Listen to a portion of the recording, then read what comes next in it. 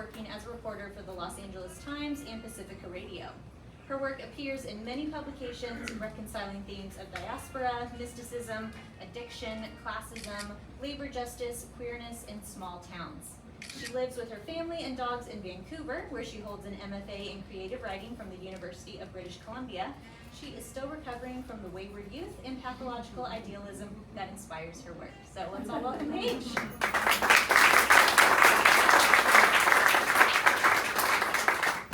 Paige, congratulations on the release of A Town with Half the Lights On. This is it's a great book. I read it twice. I loved it each time. So I want you to just start by telling us a little bit about what's going on. In this book, we're kind of following the Solving family and what's brought them back to Goodnight, Kansas. Well, the Solvings have lost everything in Brooklyn. Can you hear me? No. No? Oh, is it on? It doesn't feel like it's on. Test? Yeah. Okay. So yeah, Sid Solving was a chef, and he ran his grandfather's business into the ground, and so they lost everything just as his wife inherits land in a small town called Goodnight, Kansas, and so they move into this small town, and they're just trying to find a way back to New York, but they end up getting sort of involved in the town, and they save the local diner that's falling apart and that's about to get closed, and it's just about how they become part of the community and how they change the community by being there and how they're changed by the community that they're in. And I'm trying not to put any spoilers out because it's hard to talk about it without spoilers. It is, yeah. So we have Sid Solving, his wife Scarlett, who's originally from Goodnight, Kansas, and their daughter Harlem, who's 14. Yes. And then they meet another teenage girl named Disco. And Harlem and Disco are kind of outsiders. They're both outsiders, yeah. And Disco Kennedy is, for those of you who knew me as a tween, it was pretty much me.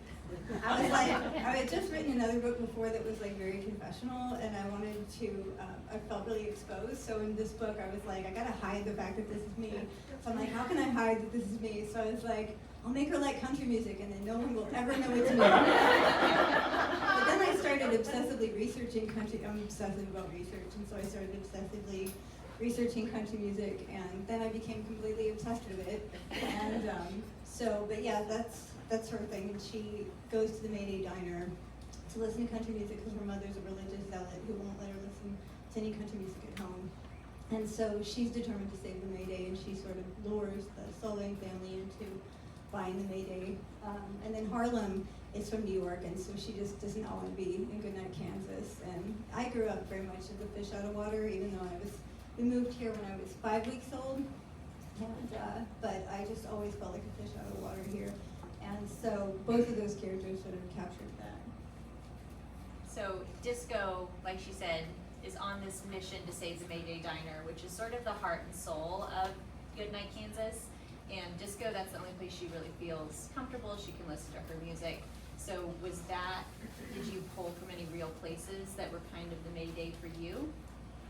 There were a lot of different Mayday diners in my life, I think, because I got sober really young, and so diners became really, really important, and staying at diners really late at night, drinking a lot of coffee, and occasionally getting kicked out of diners. In fact, I think there's some people here who have gotten kicked out of diners with me. But yeah, there were a lot of them over the years. There was one in Manhattan, Kansas called Bob's Diner, and the waitresses would kind of abuse you a little bit sometimes. And it's one of the things I really loved about that. There's a certain Kansas waitress, and there's a line in the book that Sid Solving says, as far as I can tell, the waitresses rule Kansas. And I felt like that was true. There's just a certain style of waitress that captures Kansas to me, and it was something that I really missed when I moved to Los Angeles, and there was like an authenticity about it, and just kind of a grit that I really missed, especially not so much in Wichita. Wichita is a little bit glitchier, I think, but a little more upscale. But like from living in Manhattan, Kansas, and getting to explore some of the towns around there. One in particular that I won't call out because it's too small. They'd be mad at me, but yeah. So kind of touching on that, when you were talking about, one of the things you missed when you left Kansas, you talked a little bit about when you left. In the end of the book, there's this interview, You talked about how you kind of started the idea, like writing this fictional town of Goodnight, Kansas, kind of out of that homesickness. So like, what was that process as? Like, how was that for you to kind of overcome that homesickness? I think I had been in LA about 5 years. I was living in Hollywood, and I was so homesick. And that was sort of the beginning. I would listen to country music because I missed Kansas, and it made me, it just felt like Kansas to me. And I started writing these stories, and I just created this little town. And I sort of did it unconsciously, like these characters just started to develop. And I would just do it for fun, and at the time I was a reporter for Pacifica Radio, and I felt like my job was just to keep track of everything that was wrong with the world, to know how bad it was, to keep statistics on everything bad that was happening, and to record it and document it and research the context of it, which is even more depressing. And I was like always sort of suicidal over it, like the condition of the world to me was just depressing. And that was in 2005. And we were in the middle of a war, and I just couldn't imagine that things could ever get worse than that. And all day I was like, that was my whole life, was just, I was an activist at the time too, so I would go report on all these bad things, and then at night I would go protest. And sometimes I would cover the actual rallies that I was protesting at. And so I was totally inundated with this. And then around that time I was hired by a guy who wanted to write a website called American Genocide. And he's like, I need you to research everything bad the United States has ever done and document it. And I was like, this is right up my alley.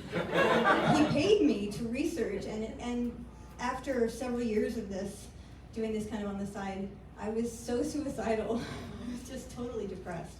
And around that time is when I started writing these stories, and it was just this kind of fictitious fantasy world that I couldn't really go back to Kansas, but so I would just sort of live in this sort of fantasy world. And it wasn't, I didn't intend for it to be a book, or even, they weren't even really stories, they were like more like sketches that I would sort of escape to.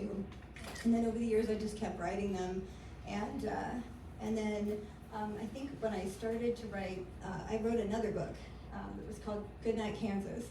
And it was the world and the characters, but it was really Disco Kennedy's story, and it was about her as a failed country singer.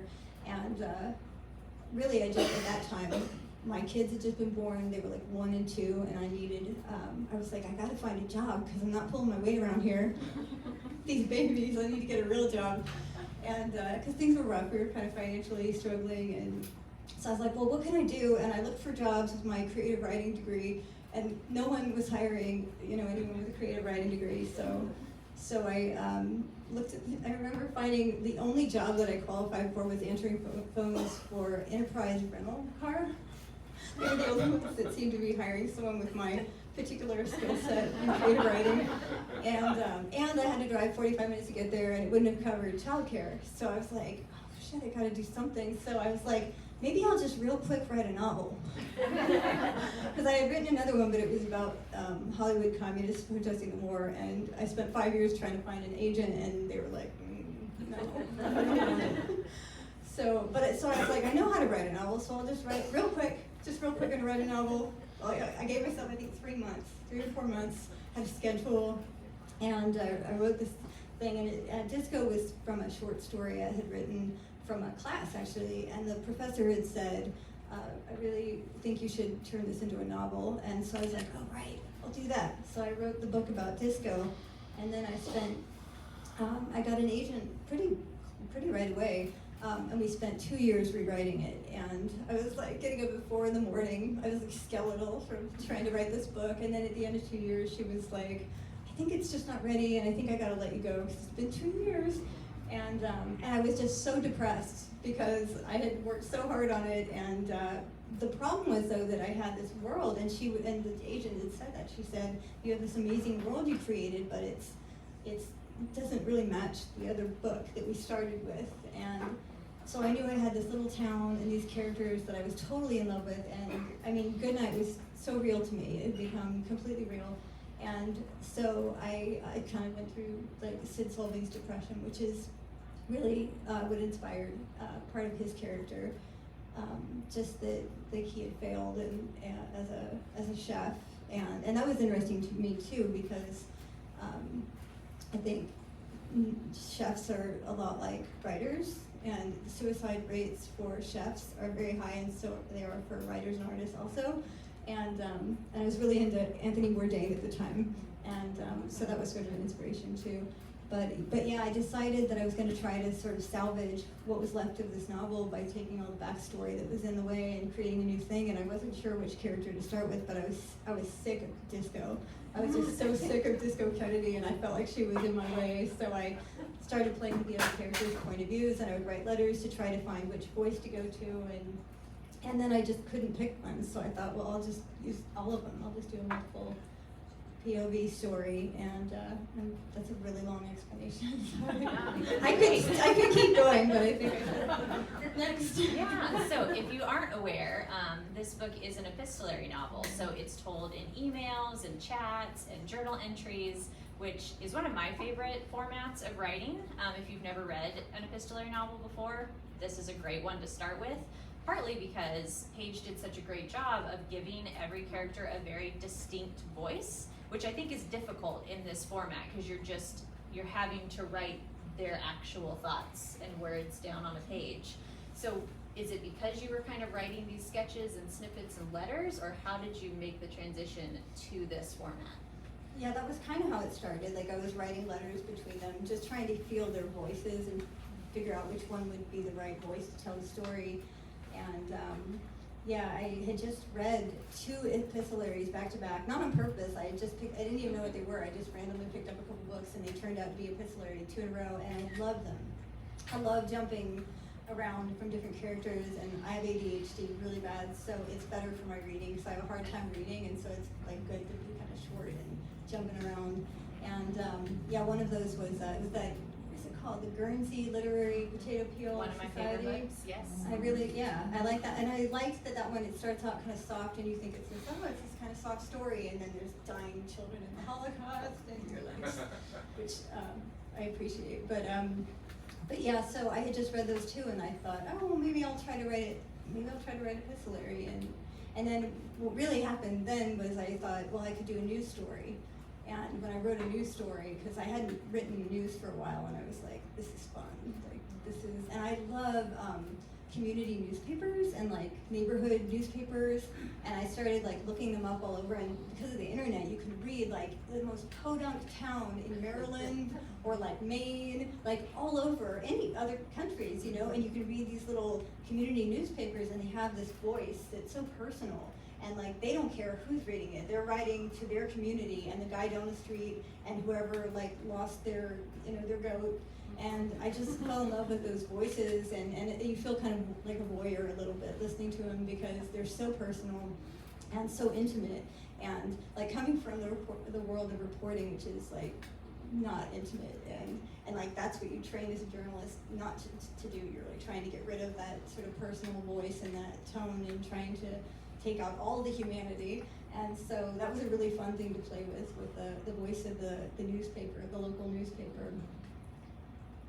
And the local newspaper has a mystery editor. No one knows who the editor is. So I thought that was a fun, like, small town touch. And some of my other favorite, just like small town sort of Kansas isms, is there's also a mystery because all the wind chimes are disappearing.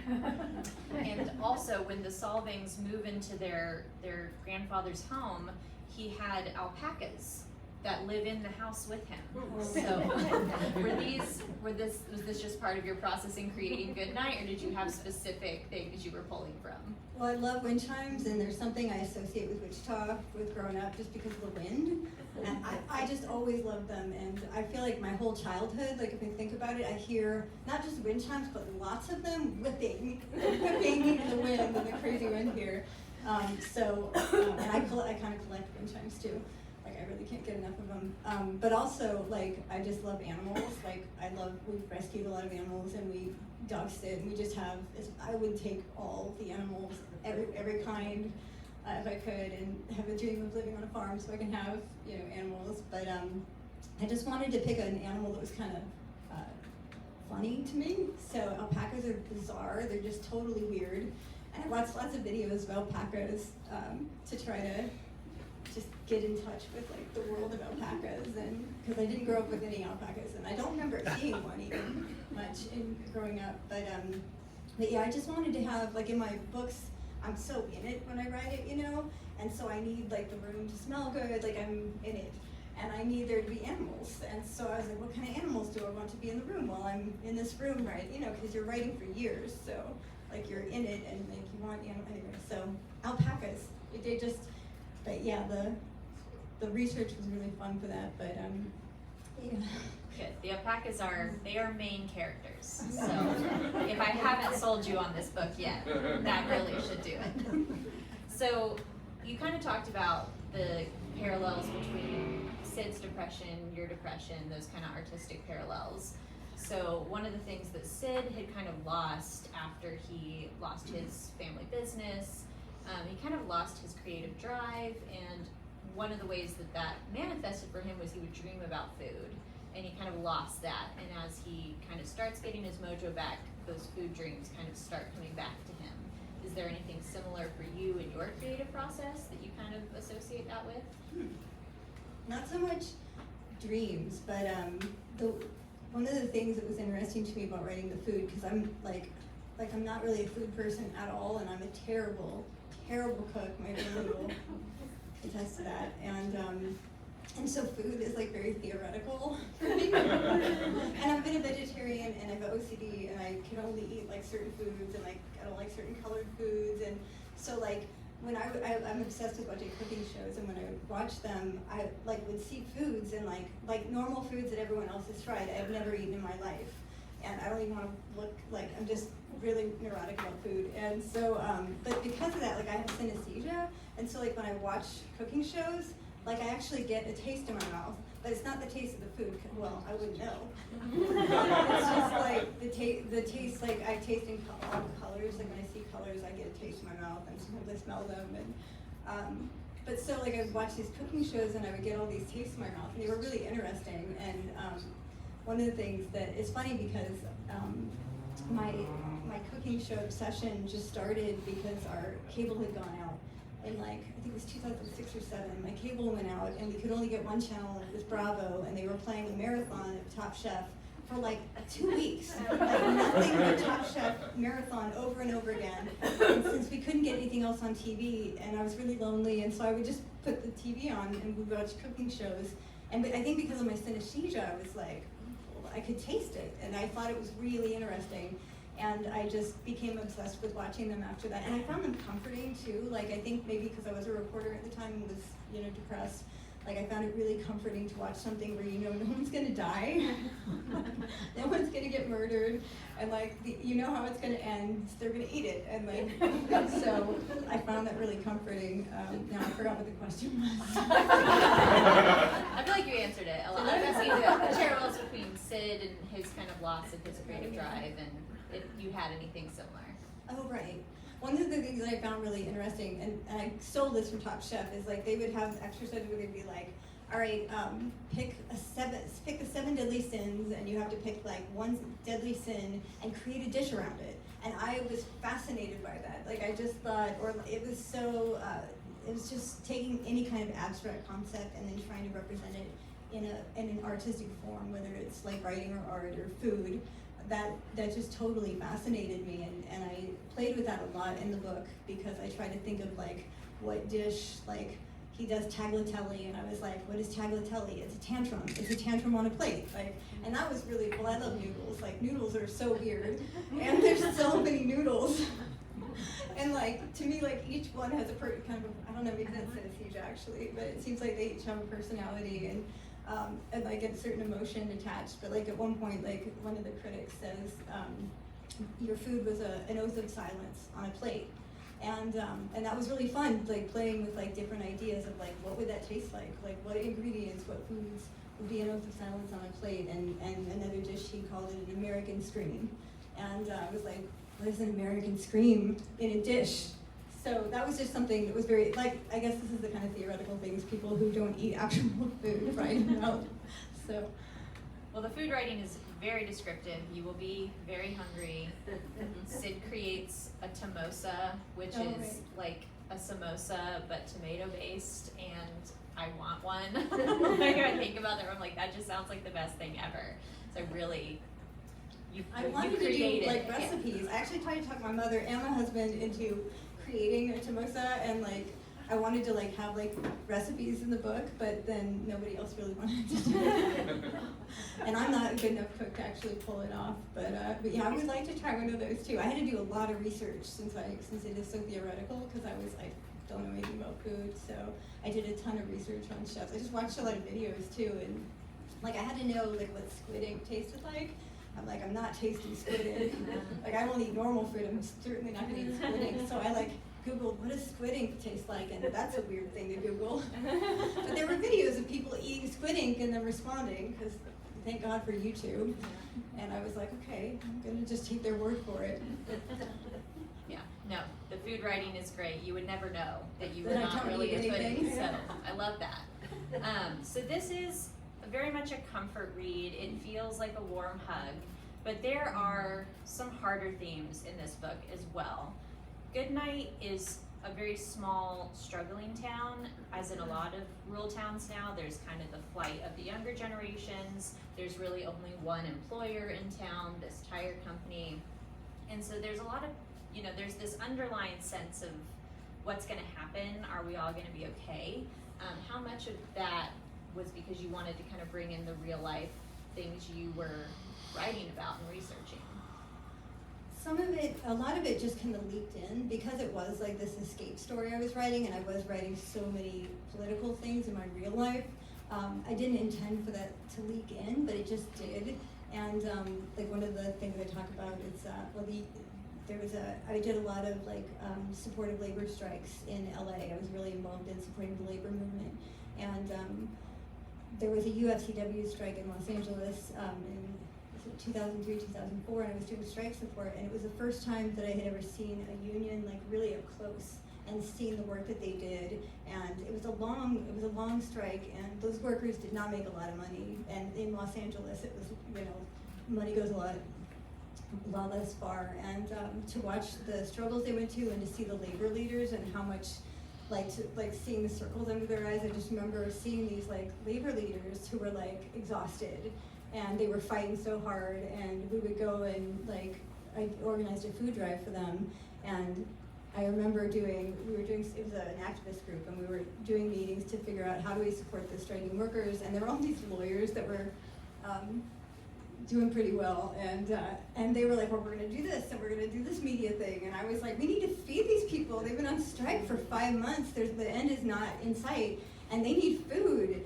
And so I organized, and one of the lawyers, I was so mad at him. He was like, that's stupid. Like, that's not gonna look, like, that's not shiny or whatever. And I'm like, and it really made me mad, but I never forgot it. And I thought, well, that's the difference between someone who went to law school on his parents' money and someone who has experienced food insecurity in their life. And I know what it's like to live on minimum wage, and it does not cover, like, I remember working, especially when I lived in Manhattan, Kansas, and that was a huge influence, and because it was so hard, and living on minimum wage, and my job was an hour walk, and there was no bus because they just didn't have a bus, so I had to walk an hour to work, and I couldn't afford food. And once you paid for rent and electricity and all that stuff, there was like no more money. That was it. There was no money for food. And I couldn't figure out what was wrong with me, that I was always depressed and kind of crazy. And it was because I didn't eat, because I couldn't afford to. And the shame, the shame of like, of feeling like, what am I doing wrong? Like, why can't I do this? Like, there's such an internalized shame around poverty and around that kind of food insecurity. And I remember someone from my AA meeting was like, oh, there's a church that gives out free food, and you just have to go there. And so I didn't have a car, so I had to like walk there. And I actually gave this little scenario to someone in the book, and it was very cathartic and healing to like, it feels really good when you've had these like moments of your life of struggle, and then you find a character to give it to. And it gets represented because I think that those struggles, especially class struggles, are such invisible moments, and you don't really, people don't know what you're going through because you don't want them to know because you're sure it's your fault. And I remember walking to this church to get food, and then I got there and I was a vegetarian, and of course I don't eat anything, and so these really nice ladies are handing me like like condensed milk and like cooking stuff, and I also didn't have pots or pans or anything like that, and so I was like, but I was too ashamed to like say, and also like I didn't want them to think I was being ungrateful. But they just started handing me all these weird foods that I either didn't eat, couldn't eat, or didn't know what it was, or that required like dishes. And then as I was walking home, there were a few things I could eat, like there was some bread in there. And I was walking home, and the bags broke, and it had just rained, and it was like the dirty, like that Kansas gutter rain muck that is happening, and like all this stuff just fell into the gutter, and the cars are just going by, and I just thought like, fuck, this sucks, you know? And anyway, so that's a moment I gave to Raina Friedman, and I really, I feel like the class struggle in this country, and it's only getting worse, is something that we don't talk enough about, and the rhetoric of American capitalism is so shaming, and that idea of pulling yourself up by your bootstraps, and there's a line in there that I've always had in my head, and I was like, what can I do with the line? And that's like, how do you pull yourself up by your bootstraps if you don't have any boots? And like in, you know, whatever your boots are, there's so many ways that like when you're in that kind of financial situation, like one little thing, it's like a domino effect. If anything goes wrong, the car breaks or whatever, if you actually have a car, or just everything is such a house of cards that it just, you know, it's like one little thing and your whole life falls apart. Healthcare, the cost of healthcare. I forgot what the question was again. Sorry. You're good. We were just talking about your life, writing about right. the injustices of the world, and the people in this town that are very poor, struggling with health, struggling with, you know, not having a car, because there's a food pantry, and a character does say, well, we can't get there. You know, we live an hour outside of town. What are we supposed to do? Yeah, and there were other things too, like, it's funny, it's the way that things sort of subconsciously slip into your work. And my sister had been living in Lawton, Oklahoma, and there's a tire factory there, it's Goodyear. And like when I was writing this story, I was like, oh, a tire factory. I'll just put a tire factory in there, because there should be some factory. And then that was, I can't do spoilers, so I'll just say there's a whole drama with the tire factory. But yeah, I can't say anything. It's tricky. Too many spoilers. Okay. You just have to read it and find it. But yeah, there's a lot of, like I said, there's these deeper themes that when you start the book, it feels like it's going to be this very kind of fluffy, this family moves to Kansas and they're going to save the town. But there's this element of the town saving them as well. Yeah.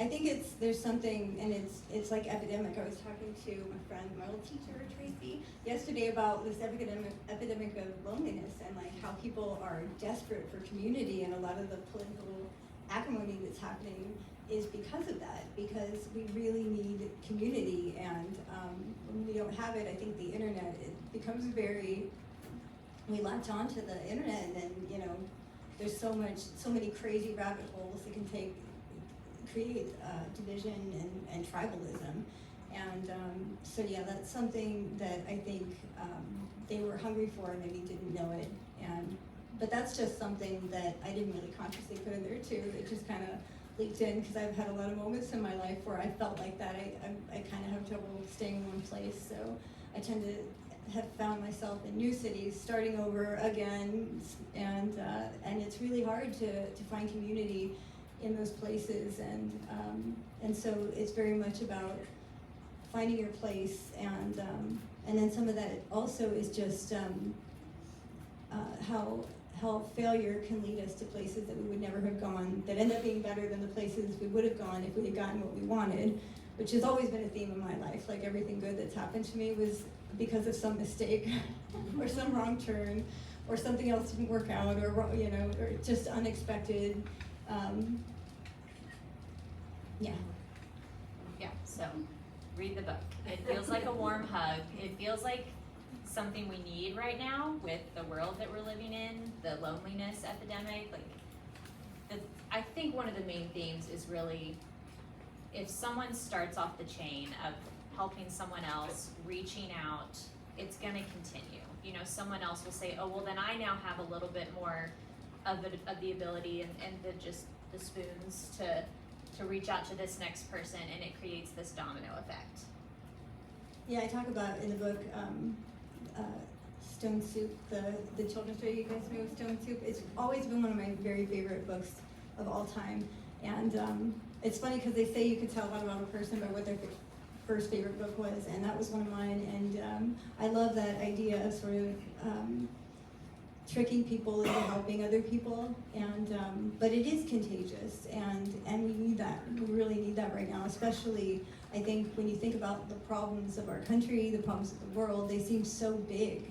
And they're big, but like the solutions, they have to be small. Like when you can't control something on a national level or a world level, all you can do is just kind of do the next right thing and find some small way. And if you can't affect like a national outcome, you can affect a local outcome, you know, and we have to. But also I think like being aware of like people in our community who need us. And yeah, because it's so hard to ask for help when you need it. And yeah, one of the influences is I'm a huge fan of It's a Wonderful Life. And in fact, I was worried a little bit that that the book would be too sentimental, because I didn't intend for it to be like this like feel good happy book. It just kind of went that way, and so I went with it. But I had read about how Frank Capra, the writer and director of It's a Wonderful Life, that he was criticized when the book or the movie first came out for being so too sentimental, and it kind of flopped at the box office actually, and then it just all of a sudden became this beloved movie, and then of course he was accused of being a communist because of all the communist themes in the movie, which I felt like that gave me permission to, like, it balances the sentimentality. I'm like, there's plenty of communism too. Yes, communism, alpacas, wind chime thieves, you know, it's got everything. Well, I want to open up the floor for just a few minutes if anyone has any questions to ask Paige about the book.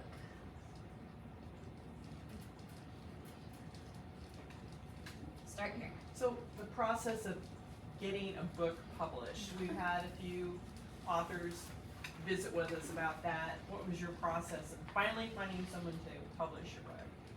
Yeah, it's funny, like I said, I spent 5 years trying to get my first book published, but you know, it was called After the Revolution, We'll All Wear Tiaras, and it was pretty radical, I guess. But then my second book, like I said, it was 2 years, and then they cut me loose. And then this book, it was amazing because the other two books I sent out to like 20,000, like all the agents, basically, all of them. And then this one I only sent it out to about 5 agents. And then one of the agents right away said that they wanted to read it and asked for exclusivity, so I wasn't allowed to send it to anyone else. So, but it took them like 9 months. They kind of sat on it for 9 months, and at the end they were like, yeah, we're gonna pass.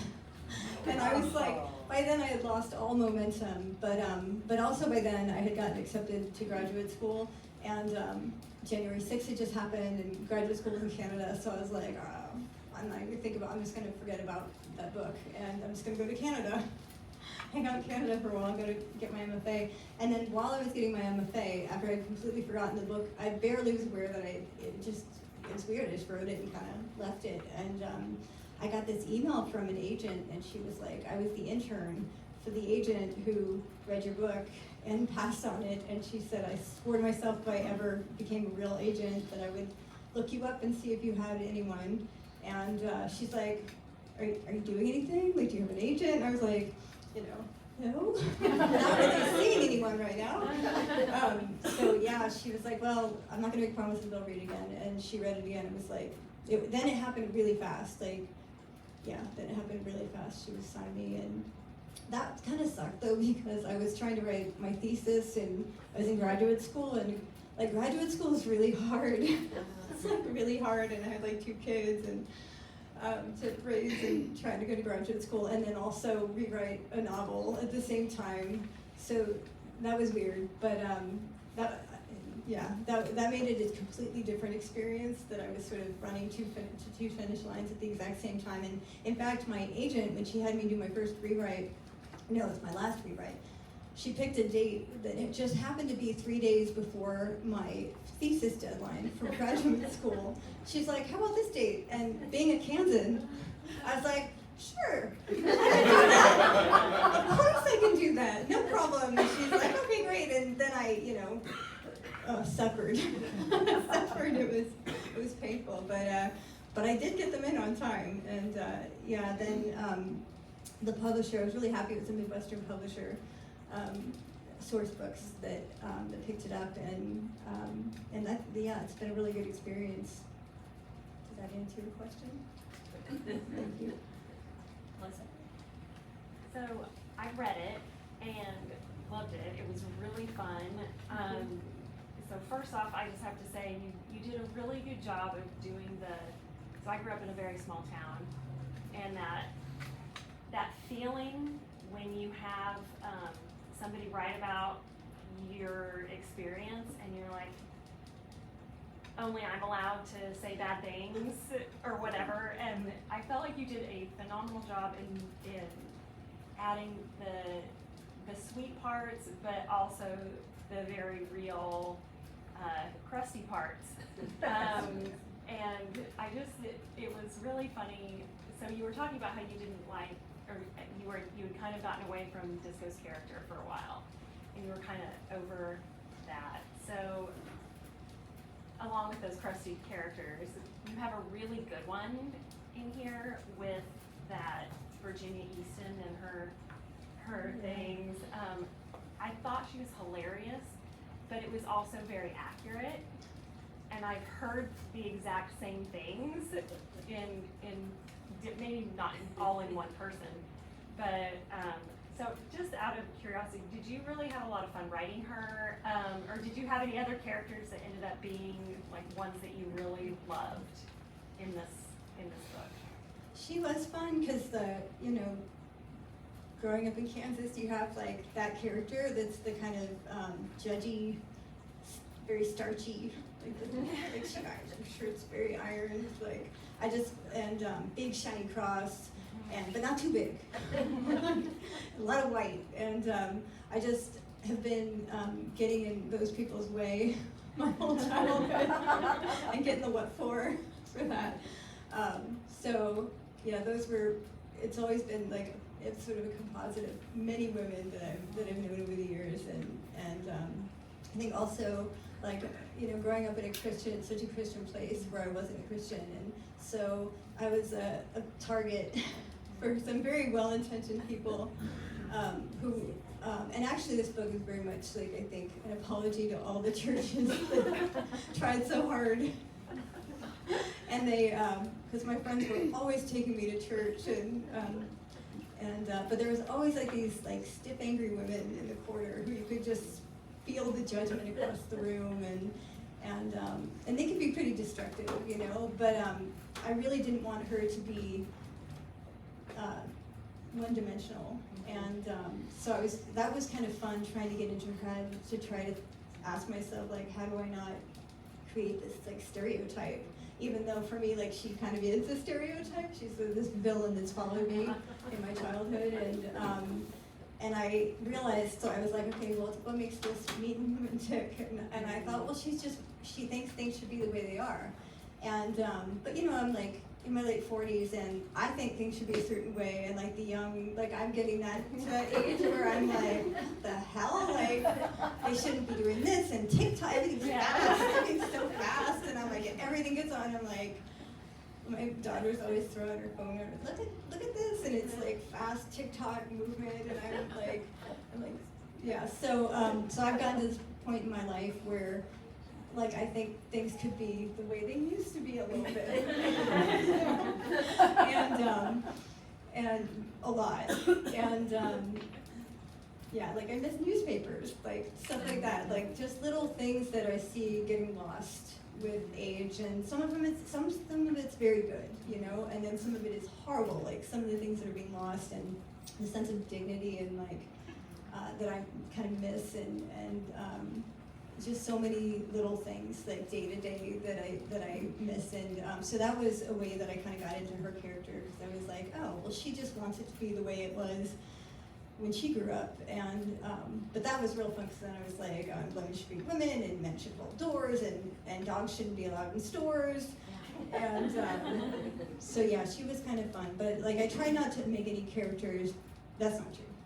So there's some evil characters, like that was fun too, like I had an evil landlord that was just, well, I've had many evil landlords actually, and like no heat, like below 0 record cold, no heat, won't return phone calls, had to move in with a friend because I just didn't have heat, you know, stuff like that. So I got to create the evil landlord and seek my revenge that way, and you know, evil bosses, stuff like that. But Disco really was, I think, my overall favorite character, just because I think I was such a wingnut growing up. I was such a weirdo, and a lot of people in this room could attest to that. And so it was fun to kind of create this character and reconcile some of the sense of just being, always feeling like I didn't belong, and yeah, so I really love her for that, and I loved giving her a sense of community. And I mean, now I look back and I realize like, oh, I did belong. I was just the weirdo in the room. Like there's always one or two, usually one. I was just the weirdo in the room. But yeah, so she was probably my favorite character to write. Actually, I have a bunch, but she's my favorite. Yeah. Oh, one more. Good. We've got time for one more, and I think there was a question in the back. Did I see a hand raise? If not, someone raise a hand and ask a question. Yeah. Hi, Dave, it's Steve Heller. Ah, Steve. Before I ask my question, I just want to say what a pleasure it is to be here with the book launch, and I'm proud of you, and I'm really happy for you. And my question is a simple one that might be hard to answer. How do you keep going? How do you find the energy and the discipline to go to the page every day and get it done and be a wife, be a mother, and do all the other things you have to do in your life? I love that question. I'm so glad you're here. Give her a round of applause. I don't. How do you keep going? How do you find the discipline, I think, and the motivation to keep going? Yes. And I mean, I definitely go through phases, but I always have like multiple projects going. So when one I lose steam with it, I switch to another one. But I started to realize at some point that I was just always going to be writing something, and whether it ever went anywhere, I just like kind of have to write all the time. But my magic trick is that I get up at 4:50 in the morning. Well, actually, I set my alarm for 4:50, and then I get up at 5. Gotta be like honest about that. But because I feel guilty that I get up at 4:50, because I'm like, I mean to get up at 4:50, but I get up at 5, and if I get up at 5:10, I'm mad at myself. But there's something magical for me that happens there, and I really, really believe like in like sort of channeling. Like I think that there's a sort of consciousness that's like the writer consciousness, and you can just tap into it, and I feel like anyone probably can. And I think the more you tap into it, the more open that channel becomes, and like then it's just a matter of like kind of getting out of the way. And the thing I like about doing it in the morning is that my brain's not awake yet, and so when I sit down, like I'll just find myself writing something. And I didn't start doing that because I had discipline though. I started because my kids were 1 and 2, and I realized that I would never write again if I didn't get up. They got up at 7, so I was like, well, I guess I'll get up at 5, and then I can get 2 hours of writing time. Sometimes they wake up at 6, and then I'd want to kill myself. I'd be like, no, I've got another hour. But I think also just like that, I just love language too. Like I love words, and I would just sit and I have just sat and write written words. Like I'll be like V, and I'll just start writing V words. So for me, like I just love language and I love words, and so that's part of it too. And I would like to say that Steve was, this is like, I have so many teachers here, like, it's just like, I'm like overwhelmed by it. And like, I was, where is she? Tracy Archibald. She was my English teacher, and my, I would not have graduated from high school without her. And she tricked me into going to college. At the time, I was real broke, and she was like, oh, here's a writing contest. And I would win like $50 here, and like $75 here. And then one day she's like, here's one for $500. And I was like, oh. I was like, 18, I'm like, $500? So she's like, yeah, just give me some poetry. And she's like, okay, let's mail it off. And then I won, and it was the Fine Arts Achievement Award scholarship. It was a scholarship to Kansas State University, and Steve Heller was the head of the creative writing department who judged the contest. Do you remember this? He judged the contest that got me into Kansas State University, and I wasn't planning on going. Like my plan, I had two plans. My first plan was to move to India to join an ashram to be of service. I was like very excited having a spiritual awakening in high school.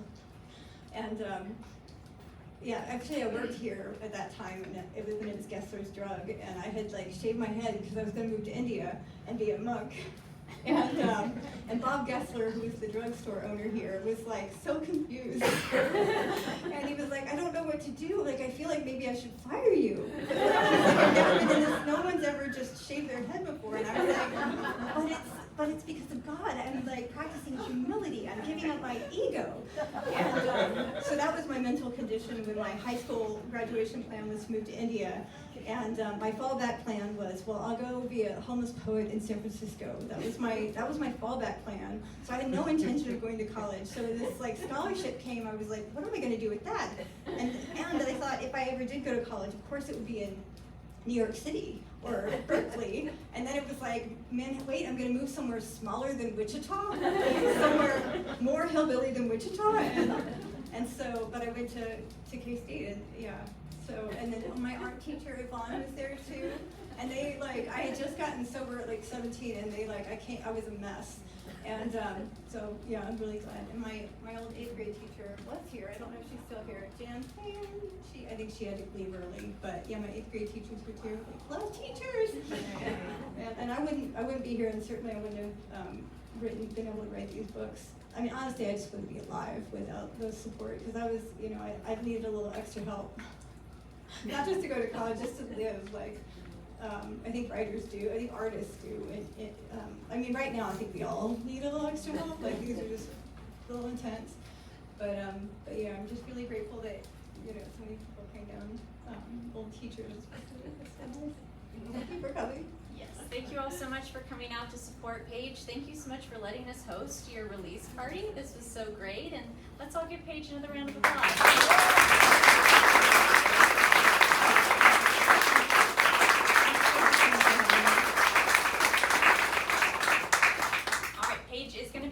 We're going to form a line over here on this side in this aisle. We do still have some copies left, so grab yours and Paige will sign for you. We'll see you up here.